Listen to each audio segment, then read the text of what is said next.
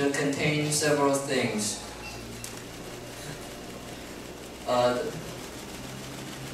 When you write a policy statement, you explain or define the issue and its most important terms. That means when you write your policy statement, you also have to make sure to yourself that you clearly understand what this issue wants, what the chair assigned this issue for. You don't want to write a resolution that is off topic and you can't even that's not appreciated by the other delegates during the conference, that all your hard during the weeks will be wasted. That's pretty embarrassing, right? And it should also contain a short summary of the recent situations and international action taken towards the issue. This may help your research as well. And you may also want to contain several key documents, important resolutions, UN resolutions, for example, that might help make yourself more convincing. Sorry. And you also, the fourth, your country's and organization's general position on the issue is very important, because you write a policy statement to state your position clearly, to make other delegates know, and also to make yourself clearly understand. And your solutions should also be contained, and be reminded that your solution should stay linked to your country's position, not to be off topic. You don't want to contradict yourself when you write your resolutions.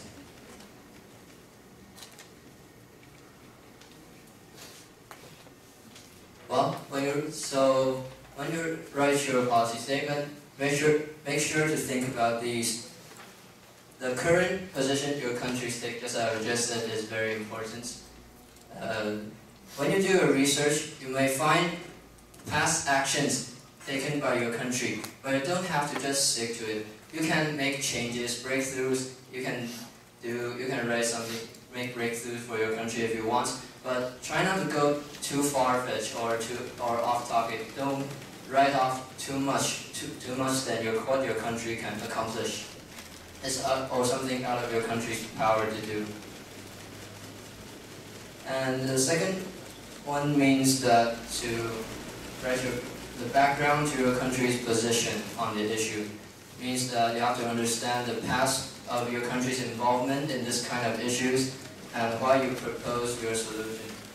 Oh, and I apologize for the third one. It's not exactly the goals of your country. It's most likely the world.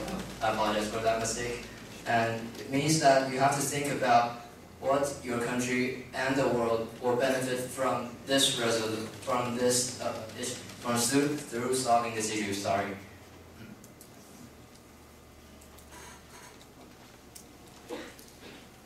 Well, there's some tips and skills to writing a good policy statement. First of all, be clear and simple. Don't write like a fantasy. It's not like writing in a writing competition. Don't use so many big words that you can't even define very specifically yourself.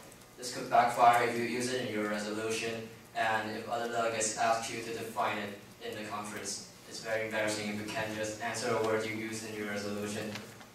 See, and be clear, yes. Because an often attacking point during Model United Nations is that this resolution is very vague. Too vague to actually solve the problem. So yeah, be clear. It's important. And secondly, research about your possible allies. When you do research, you certainly sometimes come across some proposals by other countries or organizations. So you try analyzing them and find out who may actually help you. If the other delegates done their reports, but this is sometimes could backfire in Model United Nations, because not all delegates will follow the current positions, and so sometimes you can even see United States and Russian Federation cooperate. It's not like just happened before. So just for reference, you can do it, but it's not always useful. And when you do research, you can also study United Nations resolutions and reports. Yeah, that might find a breakthrough if you're having difficulty writing your policy statement and resolution. And lastly, research about your country's role and influence. you have to state clearly what position your country has taken before and as a basis for what conditions not conditions, or which position you want to take, which position most benefits you, most makes you more easier, makes it easier for you to debate in a conference.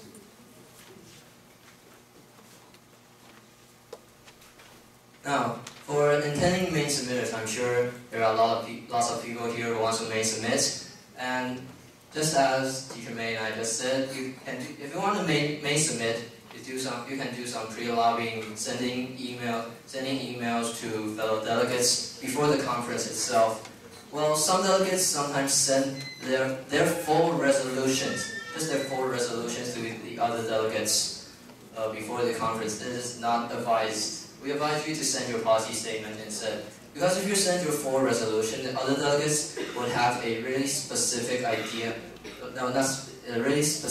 about what exactly you're doing. And they'll have a really long time before the conference to think of exact attacking points to your resolution. A policy statement hides some of your identity, but it still states clearly about the measures you want to take. There's a balance between letting other people know what you want to do and giving specific attacking points to other delegates.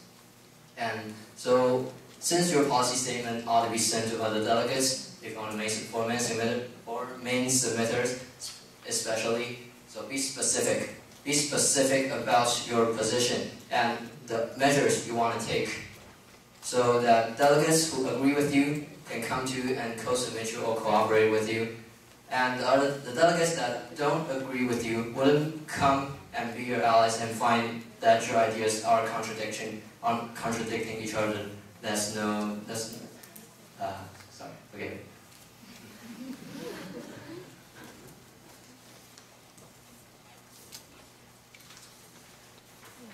So here's a sample. Here's a sample about your for the resolution in your handouts, and somewhat modified. So in the first part, you include the background and main aspects of this issue. The background is mainly the white part, the part in white. It's the background information of the issue. And in this sample, because Germany is not very specifically related to like oil export or something, so there's not many specific dates or resolutions about it. But delegates are advised to write specific dates or resolutions references in it, if possible. And the yellow part is the main aspect of the issue. A brief structure about what the delegates wants to achieve on this issue. In this case, the delegates want to stress the close cooperation between the key bodies involved in oil exploitation, and also to include local and international organizations as well. Sure, so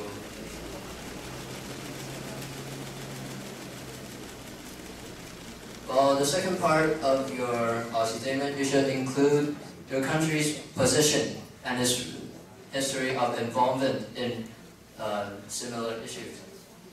So in this policy sample, Germany takes a great responsibility. What's the info? What the crap? For distributing resources and negotiating with each country to ensure the best profit for the European Union. Yet this is an example of a really aggressive policy statement. It states very clearly that Germany wants to main submit. It's written by Ben here. It really wants to main submit. So if you want to be a main submitter, this is something you can consider that you want to state you want to main submit. And the blue part is like the history, some of the histories of involvement of Germany. No, sorry, I'm wrong. Okay, some of the main concepts of Germany's attitude toward this issue.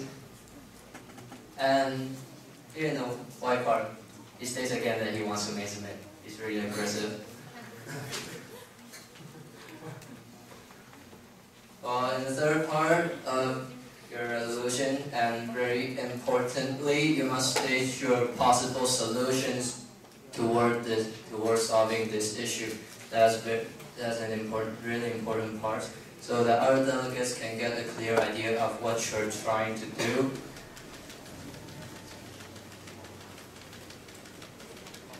Well, so the part done in yellow is the main idea of what the delegate is trying to propose. It says that he wants to establish the United Nations High Commission for Energy, which is to be in charge of monitoring international oil trade and pricing system. He wants to establish a whole new organization for this.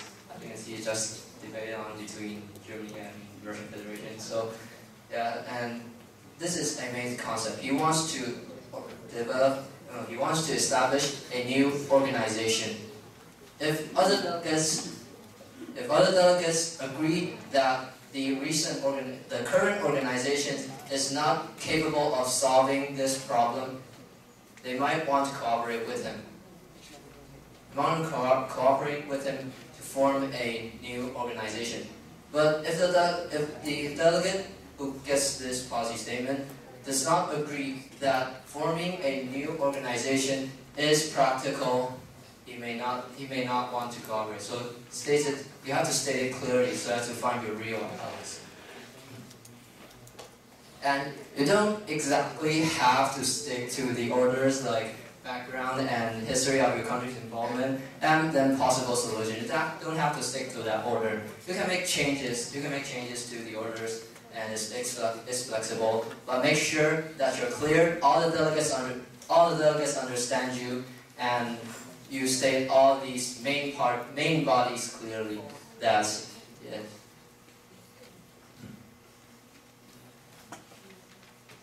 So this is the last part of the sample. And yes, there's not much to say about it. So that's it. If I'm not clear with any of the parts, are there any questions?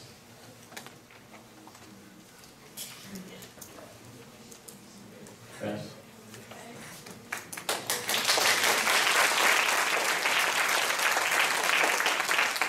Okay, so the policy statement compared to the draft resolution should seem more friendly, right? At least it's in the essay form, and it's a summary of your research and also of your brainstorming as to how to solve the problem.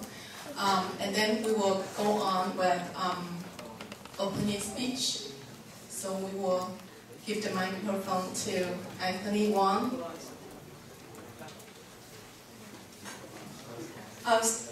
My apology for not incorporating the example here in your handout, because I made a handout earlier than the PPTs, and they want to put this one because they think this one will be easier to read for you because it is the policy statement of the draft resolution that you have. And since you have seen the demos, so you will be familiar with the background of the topic. So you will see, but the one in the handouts will be still useful too, okay? Are you ready?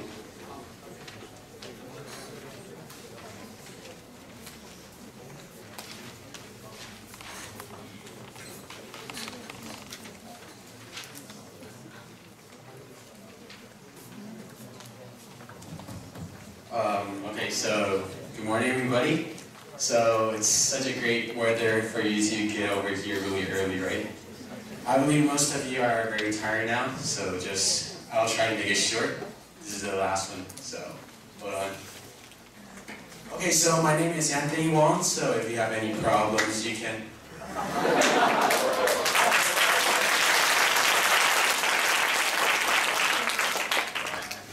My name is Anthony Wong. So if you have any problems, you can just look for this name on Facebook and ask me. Okay.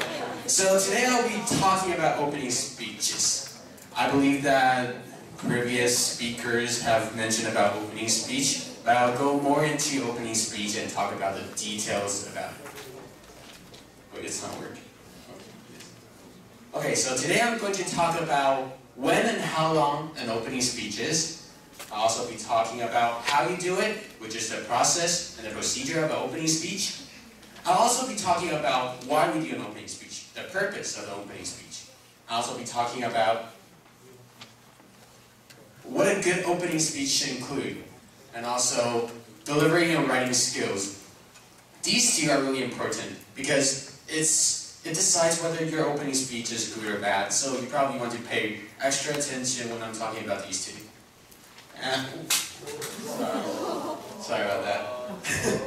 And I'll also be talking about rights of reply.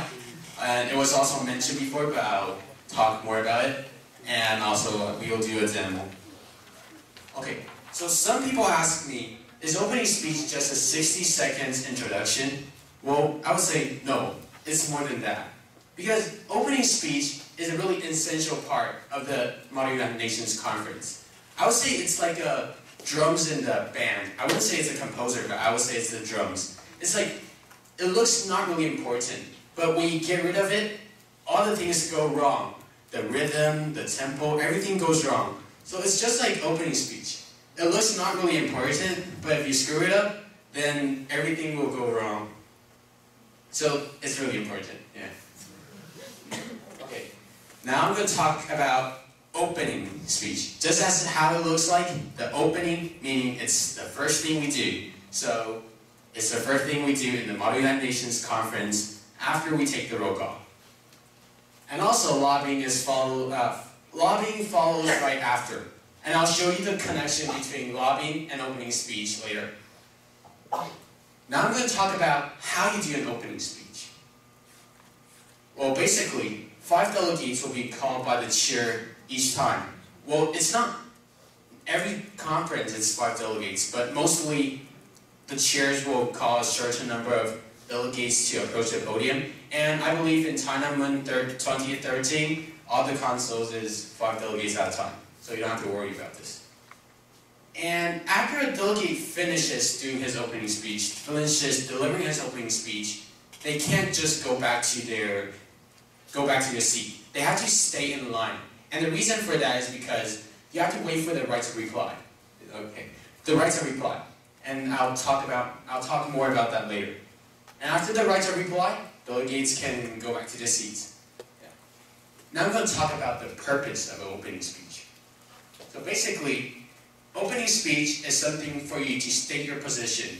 You can not only state your position, but also give people a brief introduction of your country. Let people know what your country is about and what your country's attitude toward this issue is. And also, you can try to convince or persuade people, because in the Model United Nations Conference, if you want to be a main submitter, you have to make sure you can get enough co-submitters in order to let you be a main submitter. And the people on your side is definitely on your side, and the people against you is definitely against you. So the most critical part is the people in between. They are neither on the side of your side or neither against you. So you have to make sure you can convince these people, because these people are the really important one that you have to make sure you can get. And also it's easier for you to lobby. And the reason for that is because lobbying time is very limited. Being a main submitter, you have to make sure you can get approximately, let's say, 10 delegates to co-submit your resolution. And it's not like you're a magnet and everybody will come to you by themselves. You have to go for them, unless you are really outstanding and delegates will come to cooperate with you. So this is the goals of the purpose of the opening speech. And in order to accomplish these 3 goals, there's a really important thing you have to make sure your opening speech is. You have to make sure that it's really impressive. You can impress people. You can outstand among all these delegates standing up there. And how can you have an outstanding opening speech? Or what a good opening speech should include? Well, of course, you need to have a greetings. A greeting is like, you say honorable chairs and fellow delegates. You can also add some things like distinguished guest or some esteemed teachers, something like that. Just, it shows your respect to the people you're talking about. And you can let them know that you're talking to them. And also you need to have your position stated in your opening speech. You also need to have practical ideas, plans, or methods in your opening speech. And the reason for that is because, like I said, you want to be impressing. So you need to have some really special ideas that will attract delegates, that will attract your attention. So it's basically like a trailer of a movie. It shows some bit of the movie, but it doesn't show all. So it's like attracting the delegates, like catching their attention, something like that. And you also need to have a closing.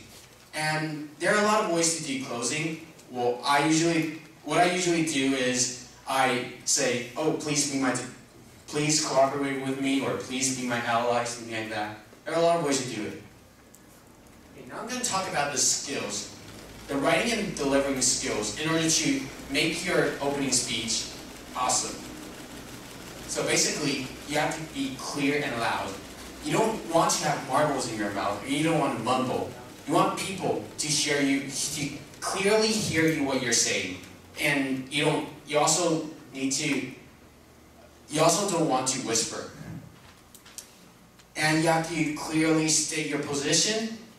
And you don't want to let people think that you are not on either sides of the issue. You can't state you're on the for side at first, and then state that you're on the against side at last. So you have to stick with your position. You have to be constant. And you also need to be persuasive. Like I said, if you want to be a main submitter, you have to be sure that you can persuade people. Give them the reason they should come to you. So you have to persuade people. Oops. Okay. And there are different approaches of doing an opening speech. You can try with a really formal way, or you can do it in a really humor way, like saying a joke, but not like a joke that doesn't have to do with your issue. It has to somehow has some connection between your issue, but it makes you kind of funny, but it doesn't make you look stupid. Or you can also try some special ways, like including your country's culture in it. For instance, if your country greets like this, and then when you go up to the podium, you can start with this, and then it will be pretty impressive. And also, something that is really, really important is you have to learn it by heart. In other words, you have to memorize it. Well, if you can't really memorize it, you at least have to be really familiar with it. Because if you really want to persuade somebody, you can't just go up the podium and show people that you're reading something out of the script. You have to make sure you have gestures showing to people and a lot of eye contact and some emotions in it. And somebody asked me during the recess, can I just go there and do it impromptu? Well, yes you can, but I don't suggest you do that because most of the people, when they get up to the stage, the podium, and they see a lot of people down there, they will get really nervous, including me. And I'm really nervous now. Okay, so if you want to do it impromptu, you have to make sure that you really have that kind of ability to, or else don't try it. Yeah. Okay. Now I'm going to talk about the timing. Because you only have 60 seconds. Well, I believe in all of the conferences 60 seconds. Well, maybe in some conferences there are more than 60 seconds, but in Tiananmen 2013, it's 60 seconds. So yeah, 60 seconds. And you have to be really sure about the number of words you say, because you don't want to miss out some important things that you don't have time to say. So you have to calculate the amount of time. You have to adjust it really, really accurately. So for me, as instance, I usually write about 150 words because the speed of my speaking to make myself clear is about 150 words. Okay, now I'm going to talk about the right of reply. Right of reply, you can basically acclaim or applaud or acknowledge delegates that are standing on the podium. Or you can also disagree to or blame on them or criticize them, something like that. And delegate, wait, whatever. Wait, it should come out. Oh, there you go. And these three are called the friendly amendments, and these two below are called the unfriendly amendments. Okay, now delegates do not need to respond to the right of reply. So if you really want to criticize somebody, just do it, because they can't backfire you. But you have to be really sure that you will be the one who started the conflict. For me, as instance, I wouldn't want to start a war. So I would usually just do the friendly right of reply, not the unfriendly one. And another point is that you really have to listen carefully to what the people are saying up there. Because you have to, during lobbying time, you have to know who your opponents are and who your allies are. If today you're playing your cell phone down there, and then you don't know who your allies are, you don't know who your opponents are, it will be really embarrassing if you go to your opponent and say, "Do you want to be my allies?" And it will also be a waste of time if you don't know who your allies are. And yeah, oh yeah, and also one thing is that right of reply is not only limited to one delegate. If you want to raise a right of reply, you can raise it to all of the delegates, all the 5 delegates standing on the podium, or 4 or 3, any number you like, as long as they are standing on the podium. Okay, now we do the demo. So will the delegate of France please step over to the podium and deliver his opening speech?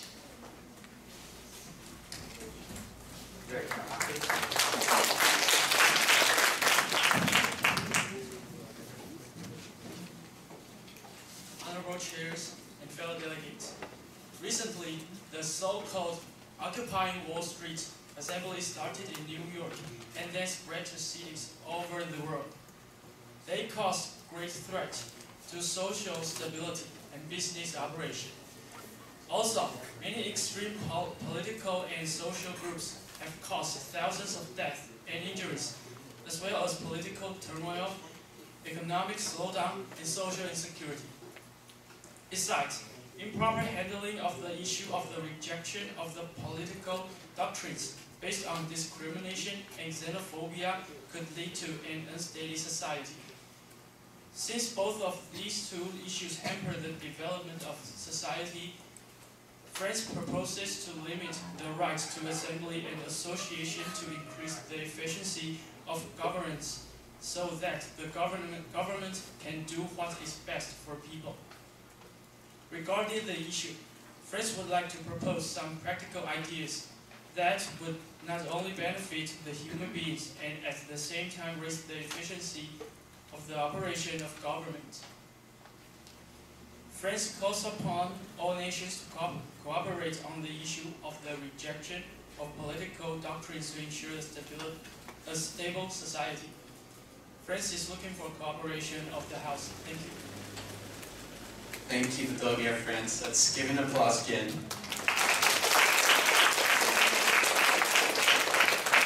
Okay, so I'm going to show you what the delegate of France just read.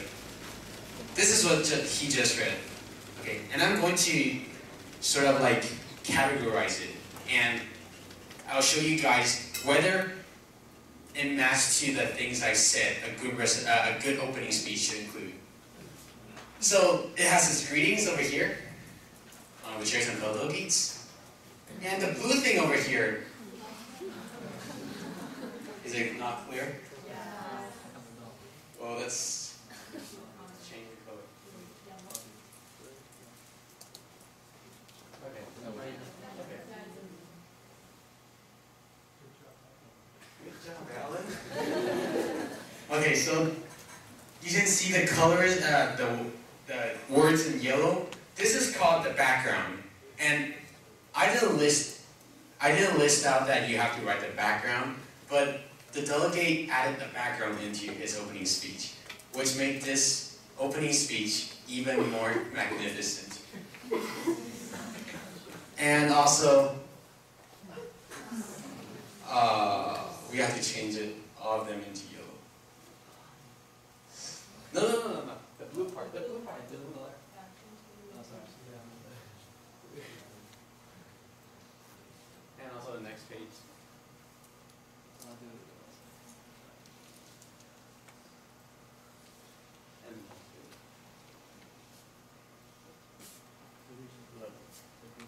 No, it's alright. Okay. Yeah. Thank you, Okay, and you can see this green part over here. This is called the position. What the delegate of France thinks. He thinks that these two issues hamper the development of the society. So his position is more like against the rights to assembly and associate. So yeah, but at the same time, it also includes some of the practical ideas. So this kind of writing is really brilliant because you include two different things at the same time. And this lighter green color, this is called the practical ideas and the methods to do things. So I put this in green is because these are all sort of like the combination of your position and your practical ideas. So the delegate sort of like combined the two together, which makes it even more persuasive, which is really awesome. And at last, this pink one, or is it purple, whatever, France is looking for the cooperation of the House. Thank you. And this is called the closing remark. And he is looking for the cooperation, so yeah. This piece of opening speech is really good.